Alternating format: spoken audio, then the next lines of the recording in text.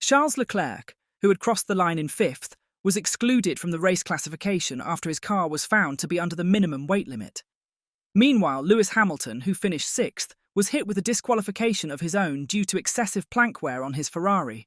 And just like that, what had been a hard-fought race ended in heartbreak for the Scuderia. After a stellar Saturday in Shanghai, taking pole and winning the sprint race, Lewis Hamilton's Sunday went from bad to worse in the main event. The seven-time world champion struggled through a tough Grand Prix, forced to swap positions with a faster Charles Leclerc early on and becoming the only front-runner to make 2 pit stops. But just when Ferrari thought their rough day was over, the double disqualification landed like a knockout punch. Losing all 18 points they had earned, Ferrari's frustrating day turned into a full-blown nightmare.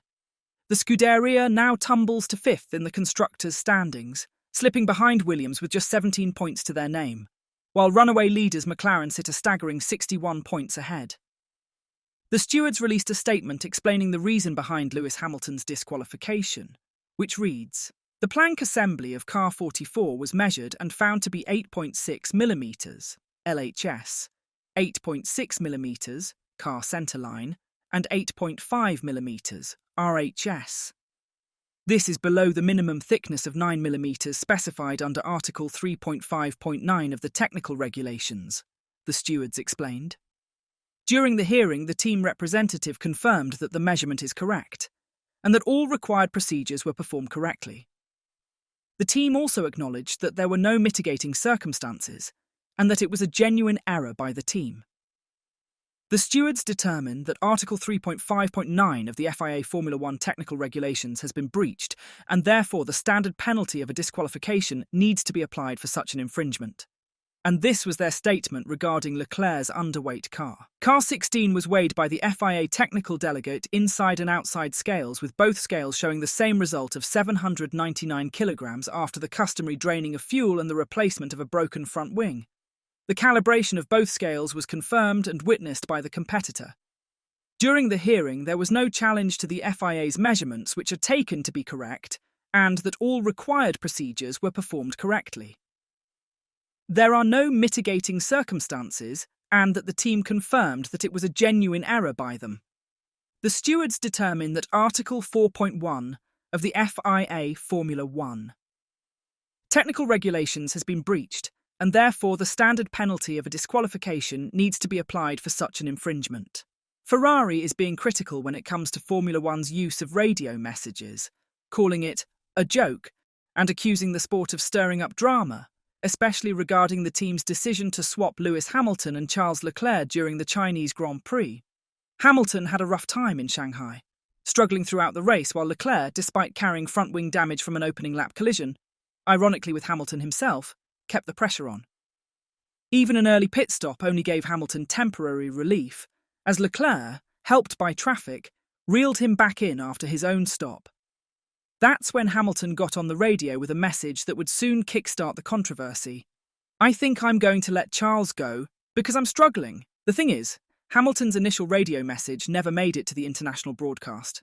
Instead, what fans didn't hear was the team first telling him to manage his tyres at high speed, followed by instructions to swap positions with Leclerc at turn 14, both conveniently left out of the main feed. Meanwhile, Hamilton had his hands full, catching and overtaking Aston Martin's Lance Stroll at turn 14.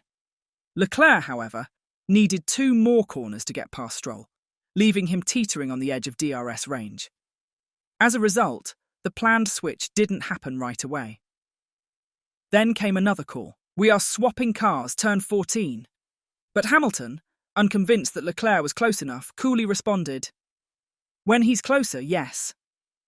This time, those messages made the broadcast, along with the next few, where Hamilton said, "If he can't get the guys ahead, he can let us back through. Right now I'm closing up a little bit." Hamilton had a change of heart about an immediate swap, not because he was refusing, but because he spotted an opportunity. With both Ferraris closing in on George Russell's Mercedes, he wanted a little extra time to see if they could make a move. Even in his more resistant messages, it was clear he wasn't against the swap. He just wanted to time it right. His race engineer, Riccardo Adami, firmly instructed, "We want to swap this lap. Swap now," as they approached turn 14 yet again. But Hamilton, All was one to think strategically, coolly responded, "I'll tell you when we can swap."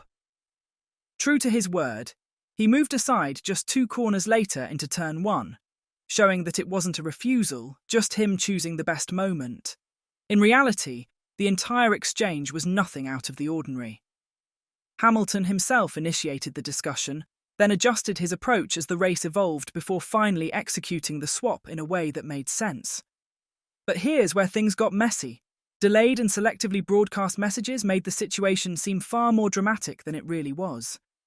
Worse still, the omission of Hamilton's original request for the swap completely changed the narrative. Something that left Ferrari boss Vasseur fuming. After the race, he put Formula One management on blast, saying, "This is a joke from FOM because the first call came from Lewis, that Lewis asked us to swap.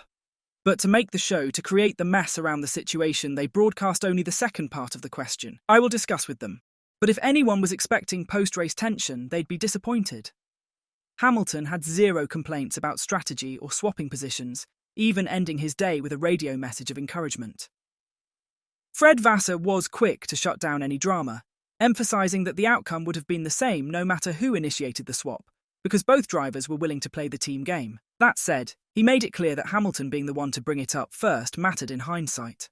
"We have to work for the team and to consider the best for Ferrari," said Vasseur. "It's agreed between the drivers before the race and it's not an issue. Even the best proof of this is that it came from the drivers. Okay, I'm losing the pace that I'm keen to swap."